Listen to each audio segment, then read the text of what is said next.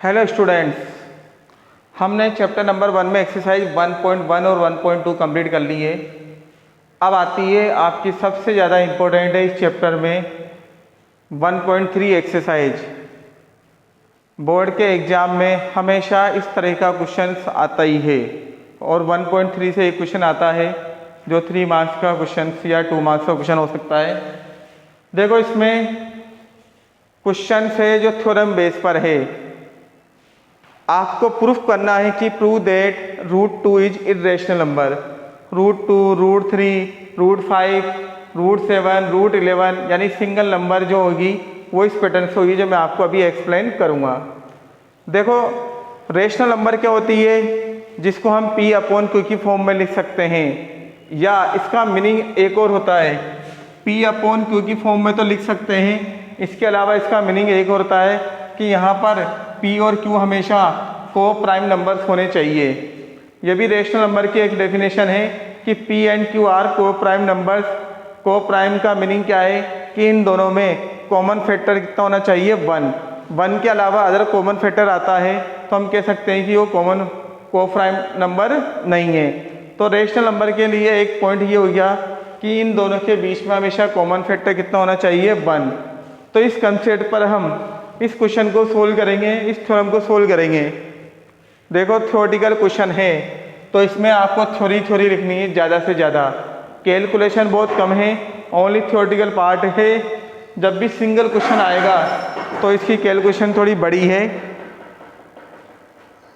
तो हम स्टार्ट करते हैं। हमें प्रूफ करना है कि ये इरेशनल नंबर है। क्या प्रूफ करना है? Irrational number. तो हम इसका अपोजिट मानेंगे। लेट √2 है रेशनल। हमने इसको रेशनल नंबर मान लिया। जब ये रेशनल नंबर मान लिया तो दो इंटीजर्स, देखो दो इंटीजर कैसे होंगे।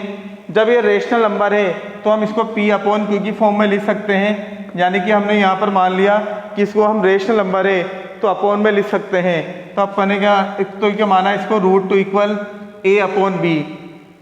√2 इक्वल क्या माना, A/B। जहाँ पर A and B have no common factor other than 1 के अलावा कोई कॉमन फैक्टर नहीं है। इसका मीनिंग है कि A एंड B आर कौन से नंबर है, ये क्रोम प्राइम नंबर। यानी कि A और B में कुछ भी कॉमन नहीं आ रहा 1 के अलावा। अब आगे सोल्व होगा।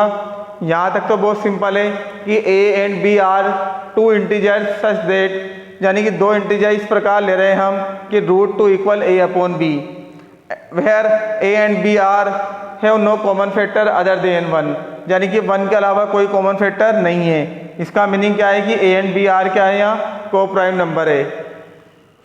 अब हम इसके नीचे 1 लगाकर अगर हम क्रॉस मल्टीप्लाई करें तो A इक्वल क्या आएगा हमारे पास, √2B। देखो, √2 के नीचे मैंने 1 लगा दिया। इसके बाद मैं क्रॉस मल्टीप्लाई कर रहा हूँ। क्या कर रहे हैं? Cross multiply. 1 को A से मल्टीप्लाई करेंगे तो A आएगा, √2 को B से मल्टीप्लाई करेंगे तो √2B आएगा। अब रूट हटाने का प्रोसेस क्या है हमारे पास, दोनों साइड स्क्वायर कर दें। दोनों साइड क्या कर दें हम, स्क्वायर। दोनों साइड आप स्क्वायर करें तो इससे रिजल्ट क्या होगा, देखो इधर तो हो जाएगा A², इधर स्क्वायर करें हम। रूट वाली नंबर का अगर हम स्क्वायर करते हैं तो रूट हट जाता है।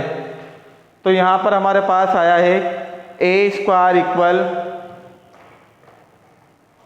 2B²। अब इस लाइन का मीनिंग क्या है, आपने यूक्लिड डिवीजन एल्गोरिथम वाला टॉपिक पढ़ चुके हो 1.1 में। उसी कंसेप्ट को काम में लेकर हम समझेंगे इस पॉइंट को। देखो, अगर फॉर एग्जांपल हमने यहाँ पर हमने कोई नंबर है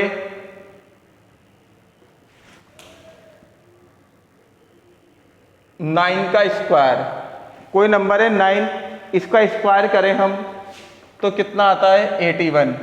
तो अगर हम 9 के स्क्वायर को 3 से डिवाइड करें, किससे डिवाइड करें 3 से, यानी कि 81 को 3 से डिवाइड करें तो कितने टाइम जा रहा है 27 टाइम्स। कितने टाइम्स 27, यानी कि इससे क्या रिजल्ट निकला कि 3 ने 81 को डिवाइड करा, यानी कि 3 9 स्क्वायर को डिवाइड कर रहा है। कोई नंबर अगर उसके स्क्वायर को डिवाइड कर रहा है तो वही नंबर उसके बिना स्क्वायर वाली नंबर को भी क्या करेगी डिवाइड, तो 3 9 को भी डिवाइड करेगी कितने टाइम्स 3 टाइम्स। तो यहाँ पर देखो इधर हम इस मीनिंग को समझे यहाँ पर कि 2 किसको डिवाइड कर रहा है ए स्क्वायर को, कितने टाइम्स डिवाइड कर रहा है बी स्क्वायर टाइम्स। 2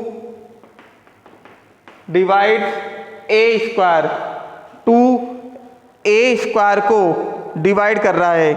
2 किसको डिवाइड कर रहा है ए स्क्वायर को, तो 2 बी स्क्वायर को भी क्या करेगा 2 ए स्क्वायर को डिवाइड कर रहा है तो 2 किसको डिवाइड करेगा 2 ए को भी करेगा। यहाँ बताया ना मैंने 3 9 स्क्वायर को डिवाइड कर सकता है और 3 9 को भी डिवाइड कर सकता है। तो जब 2 ए स्क्वायर को डिवाइड कर रहा है कितने टाइम्स बी स्क्वायर टाइम, तो 2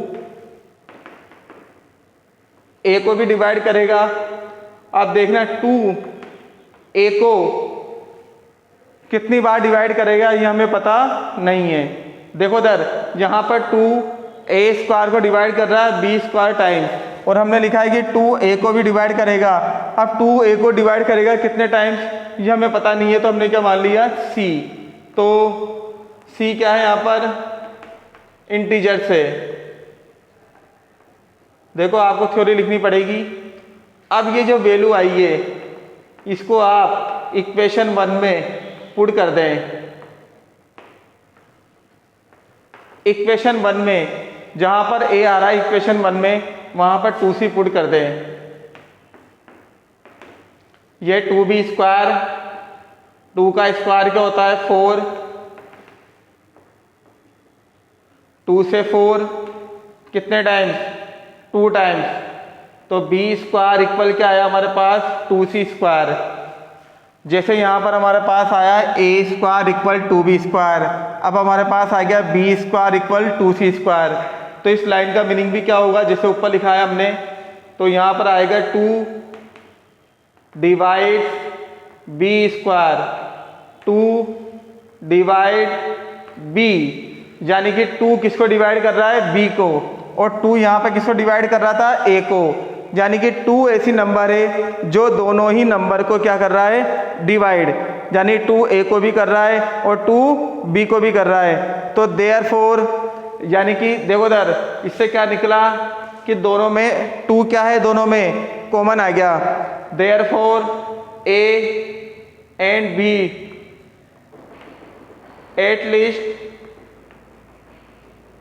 एज ए कॉमन फैक्टर,